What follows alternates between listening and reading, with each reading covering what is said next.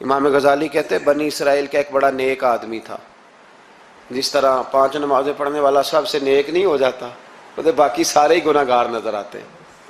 سارا دن بحث ہی کرتا رہتا ہے، یہ بھی نہیں پڑھتا نماز، یہ بھی نہیں پڑھتا، وہ بھی نہیں پڑھتا. تو میں کہتا ہوں تو اللہ سے ڈر، اگر اللہ نے توفیق دے دی ہے. تبلیغ کرنا تیری ذمہ داری ہے، تنقید کرنا تیری ذمہ داری نہیں ہے. تو ڈر اللہ تعالیٰ سے. اگر 2 ایڑے ترچھے لفظ مسجد میں جا کے تو اللہ اللہ کے کر لیتا ہے تو اب تو تنقید نہ کر، فلاں بھی نہیں آتا، فلانا بھی نہیں آتا، یہ تیری ذمہ داری. تو تبلیغ کر، جا کے اسے کہہ. جو میں بات عرض کر رہا ہوں اس پر غور کریں. یہاں بیٹھ کے بحث کرنے کی اجازت نہیں کہ فلانا بھی بے نمازی ہے، فلانا بھی بے نمازی ہے. حکم یہ ہے کہ اس کے گھر جا، دروازے پہ دستک دے کر بھائی آ نماز پڑھنے چلے. جو کام کرنے والا ہے وہ کرتے نہیں، اور جو نہیں کرنے والا اس پہ بحث ہو رہی ہے، فلانا نہیں آتا، بڑی روٹی ہے، بڑا پیسہ ہے، مسجد نہیں. یہ تو ہے ہی نہیں تیرے کرنے والا کام. تو جا کے پیغام دے. بنی اسرائیل کا ایک شخص تھا تو بڑا عبادت گزار تھا، بڑا نیک تھا، بڑا پرہیزگار.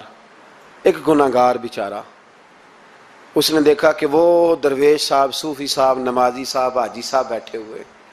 میں بھی پاس جا کے بیٹھتا ہوں، شاید مجھ پہ بھی اللہ کرم نوازی کر دے.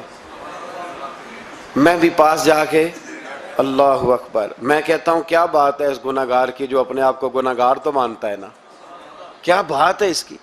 کہنے لگا میں بھی جا کے بیٹھتا ہوں، شاید مالک مجھ پہ فضل فرمائے. اس نیک کے پاس جا کے بیٹھ گیا. جب جا کے بیٹھا نا تو نیک کہنے لگا تو کدھر آ گیا ہے؟ اٹھ، چل دوڑ جا. تجھے نہیں پتا تو کہاں آ گیا؟ اتنا ناپاک آدمی صبح شام گناہ کرتا ہے، میرے پاس آ گیا ہے. اللہ کریم نے اس وقت کے نبی کو وحی فرمائی کہ اس ولی کو جا کے کہہ دو میں نے تیرے سارے عمل ضائع کر دیے.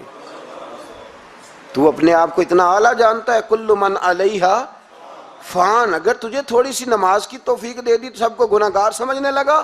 اور فرمایا گناہ گار کو جا کے کہہ دو تو نے اپنے آپ کو گناہ گار سمجھ کے میرا ولی سمجھ کے صحبت حاصل کیا، تیرے میں نے سارے ہی معاف کر دیے. یہ جو تکبر ہے نا، تکبر علم کا، فضل کا، تقوی کا، پرہیز، اس کو اتار کے پھینکیں. عاجزی پیدا کریں، انکساری پیدا کریں، ڈریں. لوگ ڈرا کرتے تھے. حضرت عمر کی بڑی شان ہے نا. میرے مصطفیٰ کریم نے فرمایا شیطان وہ گلی بدل جاتا ہے جس گلی میں عمر کو دیکھ لیتا ہے. 950 سال حضرت جبریل شان بیان کریں تو جناب عمر کی عظمت ختم نہیں ہوتی. حضرت فاروق اعظم اور یہودی اور عیسائی کہتے ہیں کہ 6 مہینے عمر اگر اور رہتے تو دنیا میں کوئی کافر نہ چھوڑتے. اتنا بڑا شخص، لیکن انتقال کا وقت آیا تو لوگوں نے تعریف کی، کہا عمر تیری بڑی بات ہے یار، کیا بات، کمال کر دیا. تو حضرت عمر رو پڑے، فرمانے لگے تم میرے گناہ نہیں جانتے، دعا کرو میری نیکیاں اور بدیاں برابر برابر ہو جائیں اور میں چھوڑ دیا جاؤں، حساب سے چھوڑ دیا جاؤں.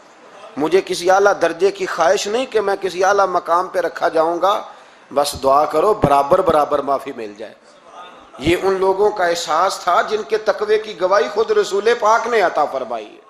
ام ربیعہ ایک خاتون تھی، بڑی نیک عورت تھی، بغداد میں رہتی. اللہ تبارک و تعالیٰ نے بڑی دولت عطا فرمائی. ان کی شادی بھی ایک دولت مند سے ہوئی، ایک دولت مند سے شادی ہوئی. فرماتی ہیں کہ میں چھت پہ بیٹھی تھی اپنے شوہر کے ساتھ. وہ دولت مند تو بڑا تھا پر متکبر بھی بڑا تھا. دروازے پہ فقیر مانگنے آیا تو میرا خاوند بالکنی سے جھانک کے کہنے لگا اسے کچھ نہ دینا، اس دکاندار ہے، یہ دنیا دار بنے ہوئے ہیں، جان بوجھ کے مانگتے ہیں. تو میں نے کہا میں تیری دولت سے نہیں دوں گی، میرے میکے سے جو کچھ آیا اس میں سے دینے کی اجازت دینا. اس نے کہا جانا ہی نہیں. تو عورت کہتی ہے اس مانگنے والے کا، اس جو دروازے پہ شخص کھڑا تھا، اس کے مانگنے والے کا جو انداز تھا وہ بتاتا تھا کہ کئی دنوں کا بھوکا ہے. اس جوان کے چہرے پر عجیب بھوک تھی. کہتی میں شوہر سے نظر بچا کے آئی اور میں نے چند دینار اس کی ہتھیلی پہ رکھے. جب رکھ کے میں نے دروازہ بند کیا تو سامنے میرا شوہر. کہنے لگا میری بغیر اجازت کے دیتی ہے، جا تجھے 3 طلاقیں. کہتی میں عزت مند باپ کی بیٹی طلاق لے کے گھر آ گئی. جرم میرا یہ ہے کہ میں نے اللہ کے رستے میں خیرات کی ہے. کہتی ہیں میرا والد پریشان کہ غلطی جس کی مرضی ہو، قصور تو بیٹیوں کا ہی ہوتا ہے نا. لڑکے پاک کے پاک رہ جاتے ہیں، منگنی بھی ٹوٹ جائے تو بچی کی جو حالت ہوتی ہے وہ کوئی بتا سکتا ہے. تو کہتی ہے میں شدید پریشان، میرے والد اور والدہ بھی پریشان، رشتہ کہاں سے آئے گا؟ 1-2 سال ہم شدید کرب میں رہے، رشتہ آیا تو بڑے امیر آدمی کا، میں طلاق یافتہ تھی پر بندے کوارے کا رشتہ آیا۔